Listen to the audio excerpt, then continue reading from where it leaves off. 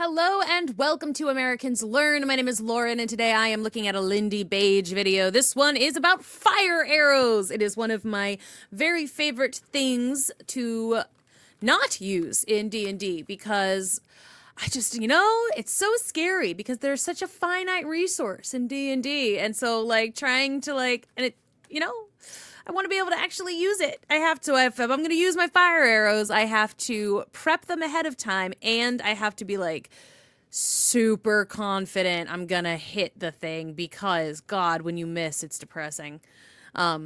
They do great work when you hit, but the point is I'm going to learn about them for reals in real life, not just in D&D life. I'm looking forward to it. I hope you are too. Don't forget to like this video if you want to see more stuff like this. If you want to see more from Lindybiege, let me know what to react to in the comments below. Now let's begin. Okay. Oh, fire arrows. I'm going to have to make another video about these soon.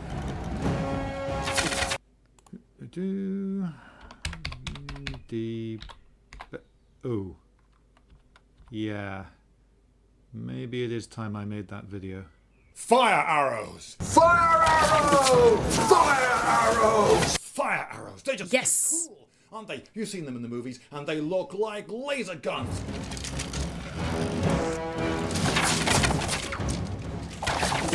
I do feel like the thing with fire arrows is though they would be a little bit they would be less aerodynamic and thus, harder to shoot accurately. Which is why I'm there should be a wider area of attack, in D&D specifically. There should be more. If you hit close by, if there's something that it can catch on fire, it should catch on fire a little bit easier, I think. Can you think of any ancient technology that would make it possible to light this many fires all at once and this quickly? You'd need radios for a start.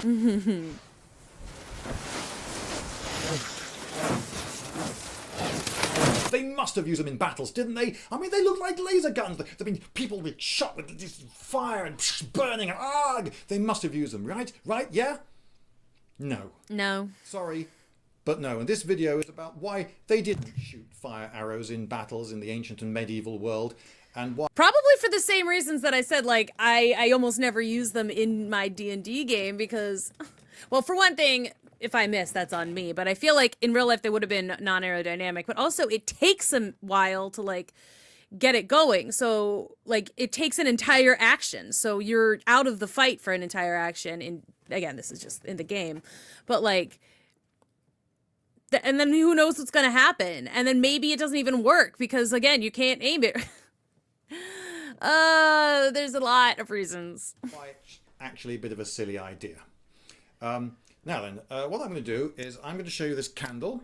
And I'm going to ask you to imagine what might happen if I go on this candle. Also, yeah, that makes sense too. But I feel like that's why in the game too, again, I'm going to just keep relating it back to D&D. It's it's a very specific, the reason it takes a while is because you have to, wrap it in a very specific, cloth. There's a cage involved with the arrow itself. They look weird.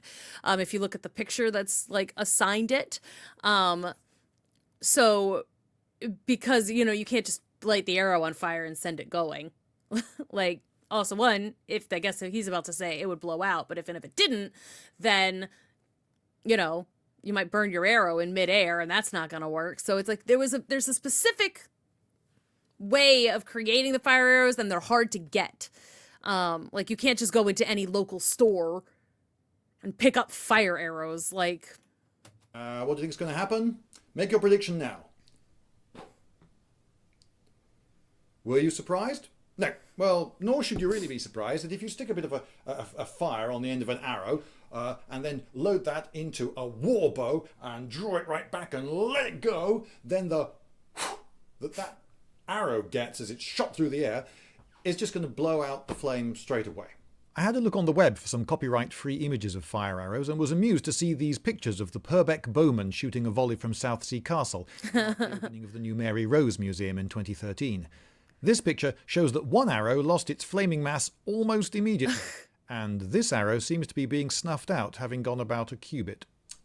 But there are 3 solutions to this problem. Okay, let me take you through them. Okay, let's go. Number 1.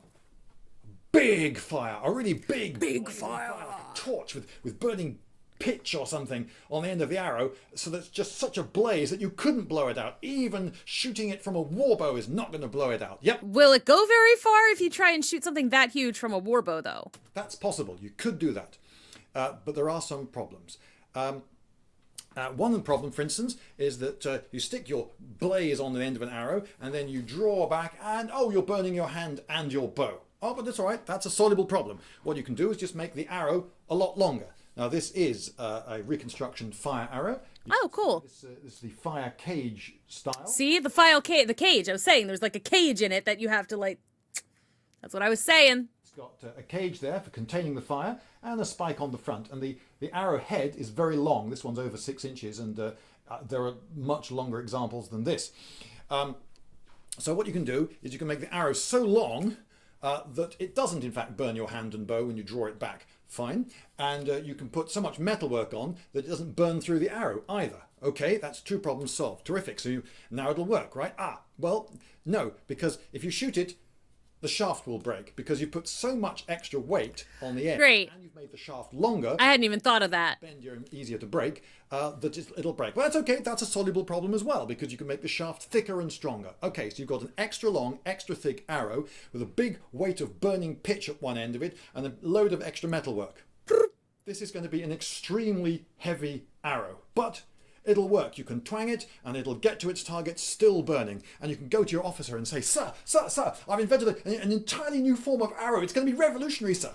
And he'll probably say something along the lines of, Really, Atkins? What excellent news. We're always looking for new military technology.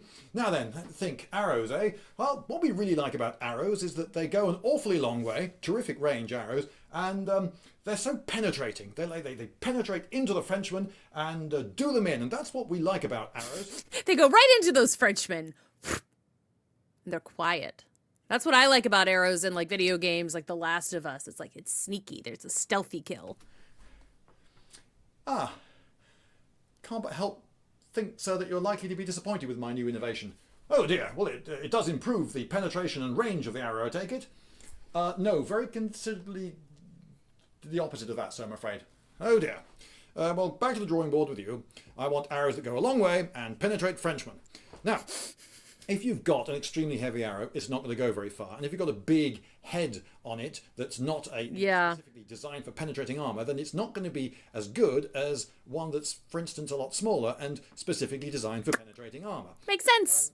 Hadn't considered that. Not penetrate armor. So an arrow will come along, land on the ground, and probably won't bother him all that much, but he could sort of kick it to one side or stamp it out if the flame near him really is bothering him. But perhaps it does stick in his armour. Yeah, stunk. Ooh, wow. Mine's on fire. Is yours on fire? Mine's on fire. Do you know, even through my armour, I can feel this. It's really getting quite hot. Ow! It's really getting quite hot. I'll pull it. Oh right, yeah. You can just pull it out and. Oh my God. No one is just going to stand there until they burn to death, are they? Even if an arrow is on fire and it hits someone, it's not going to penetrate them nearly as deeply, and it's just not going to burn them to death. A little bit of that, and A little bit of hot foot. So, oh man, not very effective in open battle, are they? But there is a second solution to the problem. That is, you heat the arrow up, get it really, really hot so it's glowing orange, and then shoot that. It would still have to be a little bit heavier because you'll need a bit more metalwork at the front, but it won't have to be anything like as heavy as the first design. Okay, great. Shoot one of those, and will it be as penetrating? No, because the head won't be anything like as hard, will it? Because you've just heated it up. Will it actually be all that hot? Well, it'll be cooled quite a lot by being shot through the air. That's an awful lot of taking the heat out of the arrow, but it still might be hot enough at the other end to set fire to something. What about rate of fire? Well, rate of fire is really going to be dismal, isn't it? Because they're all archers, they're just waiting around. Waiting. La la. Arrows in a forge. That's where your prep work is key, folks. Prep work is so important. You have someone whose job it is to heat the arrows in that point, and then they can just grab them. Guys working the bellows, and Is it ready? No, not quite. And eventually, okay, that's ready for shooting, and twang, and then we do another one. And now, of course, you could have relays of guys. See, that's what shooting and relays of guys running backwards and forwards with bellows and with hot arrows and so forth. But why not just have all of those guys shooting arrows? Wouldn't that be better? Your rate of fire is going to drop. Okay, but that's when it's like you make it be. I'm trying to figure out a way to make this practical. It's not going to be, but it's like that's when you make it be like the squire or whatever. You know, the kid who's in training. You have your in training children because they all had children. So, like you know all the little drummer boys and stuff. Only these are your like archery trainees who are doing the fire stuff. Drop through the floor. Now they did have mobile forges that could be set up in the field, but are you going to set them all up in the right places? And how many of them are you going to need to supply your whole army during a battle? And just how many arrows can you heat up all at once? Your rate of fire is going to be very, very inefficient. And at the other end, it's not going to be so penetrating. And of course, you're also going to sterilize and cauterize every wound. Oh, great. That you cause to the enemy, which is sort of rather nice of you. No, it is terribly practical. All right, solution number 3. Chemistry. Yes, what you can use is some sort of chemistry to come up with a mixture which, once you've set it off, we may have to ignite it, has its own internal chemical way of generating heat and perhaps carries oxygen within it and so forth. And so that can burn very rapidly and hotly and will actually not blow out and will land the other end and perhaps set fire to something. And yes, we have reason to believe that that's what they did. Now, in the late period, of course, they had gunpowder. Right. Francis Bacon was writing down his recipes for gunpowder in the 1200s. And we know that in the late medieval period, they had cannon. They definitely had gunpowder. So they created a gunpowder-like mix to create something chemical that could actually do the job. But there are still problems. One problem, of course. If you make it so that it burns really, really hot, so it stands a really good chance of setting fire to something, it'll burn far too fast. So it's off, it's going. No, I wasn't quick enough. Sorry. So what you want is something that's going to burn. I like his like sort of like disgruntled to medieval soldier. Be like, oh man, it didn't work. So upsetting. Bugger. Start back to the drawing. Like it's just like so. Oh, so British. I'm so British. His little character. For a while, and then in contact with whatever it is, it might set fire to something. Now, if it lands and hits a wooden building, say, jump, and goes in a quick flare, it's very unlikely to set fire to anything. You want it to stay hot next to that building for a reasonable while. And reconstruction fire arrows have been made that burn for about a minute and a half, which is about right. But it's still not a blaze. It's just a sort of a smouldering, embering, smoking, quite hot thing. Which also does make sense for the D&D games, because every round of combat in a D&D game is 6 seconds long. So if you fire that fire arrow and it hits what you're trying to hit, it does continue to do like 1d4 damage every round. So every 6 seconds or so, it's like it's doing a little bit more damage. But most fights in D&D don't actually last super long. Like 6 seconds is a long time. Even if there's like 6 people in the battle, it's like you've got time to do one thing, you know? I don't know. It's an interesting system. Which is still pretty unlikely to set fire to anything. How unlikely? Well, that experiment has been done. People have made lots of fire arrows and have shot them into flammable things and have found that about 2% of them set fire to something. Great, yep, 2%. 98% failure rate. And don't forget, of course, all the arrows that miss. But of those... Again, that's my biggest problem. I always miss. So that's pretty dismal, isn't it? In open battle, fire arrows are a stupid idea. But in sieges and naval warfare, it's not the same. You see, naval Air Force, naval especially, because you can, if you just try to hit those sails, man. Attack. You could shoot loads of arrows into a town or castle, and some of them, if you shoot an awful lot in, some of them might actually set fire to something. And of course, the people inside the castle or city or whatever it is, they don't know which 2% is going to set fire to anything, so they're going to be rushing around making sure that fires don't get a grip. Because once a fire, of course, is blazing away, then it's a big problem for the defenders. But it's extremely easy for them to put individual arrows out. Most of the time you could just pick one up and just put it where it's not going to do any harm, on the road or something. It can just smoulder quite happily there and do no one any harm. But you're using up manpower, so you've got loads of guys running around putting out fires instead of defending the walls. So that's one use for a fire arrow, to denude the walls of defenders slightly.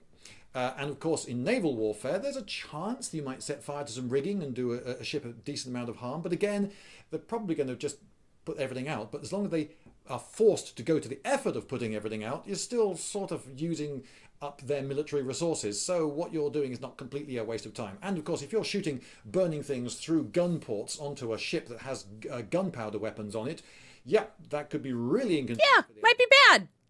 Fire arrows, no, they didn't use them in open battle. That's a stupid idea. There are a few different designs of them, and oh, I think I've said my bit, really.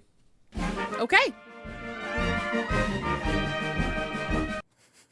In battle, we shoot arrows but never fire them, nor shoot fire arrows but shoot Frenchmen. Lindybiege!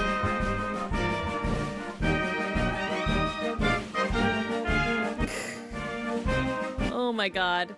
Very good. Very good. Get those Frenchmen. Oh my. All right. Okay, I had fun with that. I thought that was cool. I hadn't really considered some of that. I should have considered some of that. Some of that I definitely should have thought about. And yet I did not. It's fine. I mean, I knew that, like, in my game, I'm not great at using them because, again, they're a really finite resource, and half the time I don't hit, you know, the target anyway, because they just have they have a high AC, and sometimes I roll shit. But, and also I keep forgetting that I have a feat that if I've got an advantage, I'm allowed to re-roll a die. I keep forgetting I have that.